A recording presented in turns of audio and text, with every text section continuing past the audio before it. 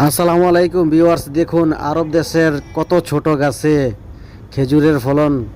আমাদের দেশের পোলাপাইন যদি এগুলা পাইতো তাহলে ছোট থাকতে এগুলারে সব ছিঁড়ে ফিরে খেয়ে ফেলাইতো। দেখেন এইখানে আরও ছোট গাছেও খেজুরের ফলন হয়, কিন্তু একটা ফলও কেউই ধরে না, খায় না।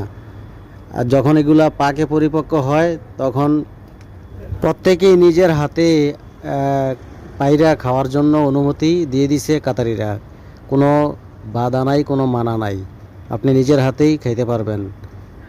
তখন আপনার আরবিরা কিছু বলবে না আপনাকে।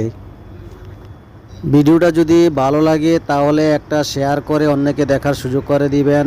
এমনও ভিডিও আরও পেতে আমাদের চ্যানেলটাকে সাবস্ক্রাইব করে আমাদের সাথে থাকবেন। লাইক এবং কমেন্টস করতে ভুলবেন না। কেমন হলো আরব দেশের খেজুর দেখে আপনার অনুভূতি কমেন্ট করে জানাবেন।